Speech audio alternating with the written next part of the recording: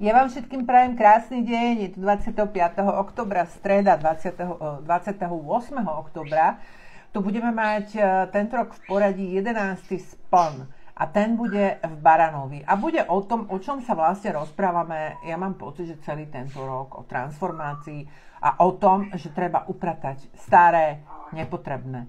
Spln nám nastane o 22. hodine 23. minúte tú sobotu, ale vy ho už môžete vidieť teraz a on popravde už teraz má na nás nejaký vplyv.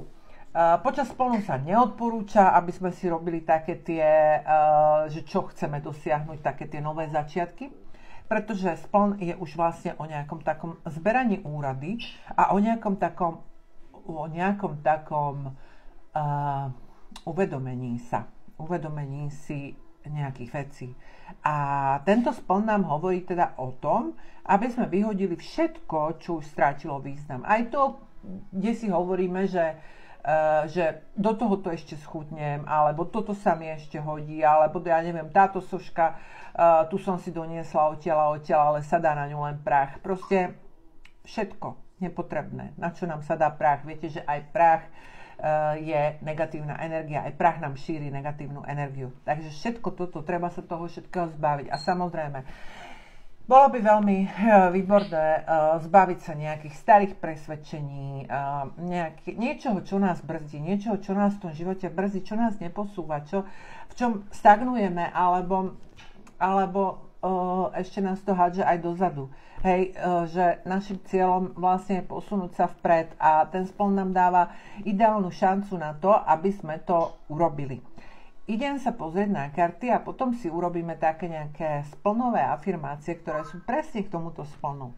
Koleso šťastia, ten nám začína tento výklad a nám hovorí, že osud obracia stránku a že sa dostávame na nejakú životnú križovatku, na ktorej sa budeme musieť my rozhodnúť, ktorým smerom pôjdeme.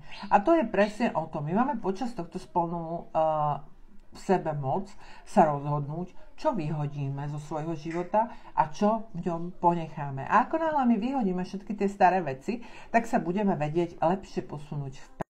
Karta tiež hovorí o nejakom vyvrcholení situácie. To znamená, že ak vy riešite nejakú situáciu a neviete sa z toho vymotať, že ste v takom nejakom blúdnom kruhu, tak by malo prísť teraz niekedy okolo splnu k vyvrcholeniu tej situácie a vlastne k jej uzatvoreniu. No, sme na ceste k nejakému znovuzrodeniu a táto karta nám hovorí, že ak teda chceme prísť k tomu znovuzrodeniu a chceme teda nejaké nové impulzy, tak potrebujeme prehodnotiť hodnoty, ktoré vyznávame a v ktorých vlastne sme. Takže, ako my sme na základe nejakých hodnôt existujeme, hej. A máme tie hodnoty prehodnotiť. A ešte nám môžu dojsť, že ako náhle my vlastne prinesieme a prídeme s nejakými novými riešeniami, tak tie nové riešenia prinášajú zrod niečoho čistého, pozitívneho a slobodného. Takže zase aj táto druhá karta nám o tom hovorí. Karta Cisár je taká karta, ktorá hovorí o rozume, o tom stať nohami pevne na zemi, ale tiež hovorí o tom, ako sa máme správať k druhým ľuďom. Že sa k nim máme správať tak, ako chceme, aby sa správali k nám. Čiže zase nám to hovorí o tom, že niečo s našim správaním vo všeobecnosti medzi ľuďmi nie je úplne v poriadku. Hej? Čiže stať na nohy, ísť menej do emočných záležitostí, viac robiť rozumom, ale zároveň sa správať k ľuďom vľúdne a súcitne.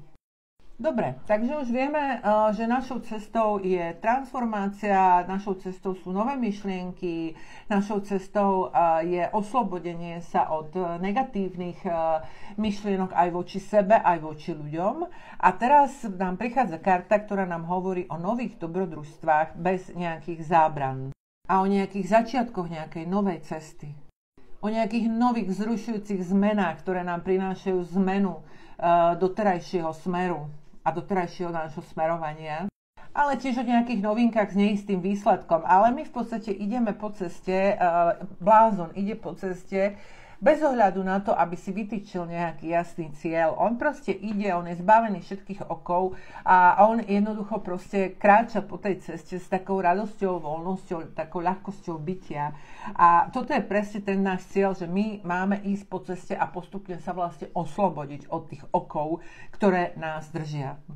A na konci tu máme silu. Áno, pestujte v sebe tú svoju nežnú silu, ktorá je vo vašom samotnom vnútri, ktorá nepotrebuje nič dokazovať, ktorá nemá ego, ktorá proste ide, lebo vy tú vnútornú silu v sebe máte na to, aby ste zdolali vlastne všetky prekážky a všetko, čo vám do života príde.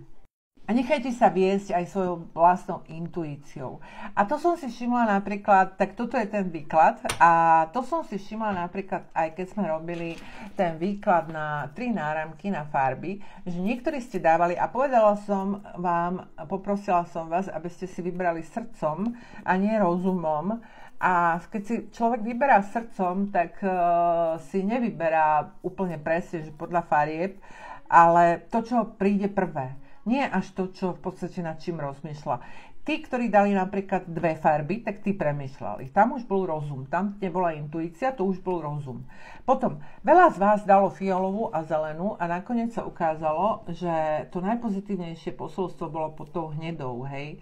A aj to mi ukázalo, že v podstate skúste na budúce, keď vám to dám, tak nepozerať sa možno na tie farby, ale proste pozrieť a to, čo prvé príde, rovno napísať. Hej? Že nepremýšľať nad tým. Dôležité je nepremýšľať nad tým. A teraz si ideme povedať tie afirmácie k tomuto splnu. Ešte si povedzme o niečo o bíkovi. Jeho živlom je zem, jeho farby sú bledomodrá, zelená, ružová, kamene smaragd, meď. Šťastné čísla sú 1 a 9, šťastný deň je piatok, blízke znamenia bíkovi sú kozorožec, škorpión a váhy, planéta Venuša. A poďme si povedať afirmácie, dovolujem si cítiť sa milovaný. A opakujte si to, dovolujem si cítiť sa milovaný. V mojom prípade dovolujem si cítiť sa milovaná. Verím si, odpúšťam sebe aj všetkým, som milovaná a zbožňovaná, myslím len na pozitívne aspekty svojho života, verím svojej intuícii, som naplnená šťastím a radosťou, chválim sa za svoje úspechy. V prípade, že vám to pôjde ťažko na jazyk, niektorá z týchto afirmácií, tak tu máte problém. A je potrebné to opakovať viackrát. Je to potrebné to opakovať viackrát, aby ten mozog nám to uveril. Ako náhle nám to uverí, začne sa tak správať. A začne nás smerovať k tým správnym veciam. Na to slúžia afirmácie. Ja vám prajem krásny deň, krásny spln, a dajte mi prípadne do komentárov vedieť, ako ste ten spln prežili a či vám niečo z toho pomohlo. Takže nezabudnite.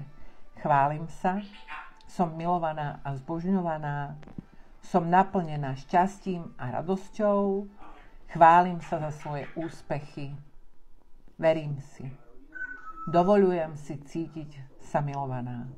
Krásny deň.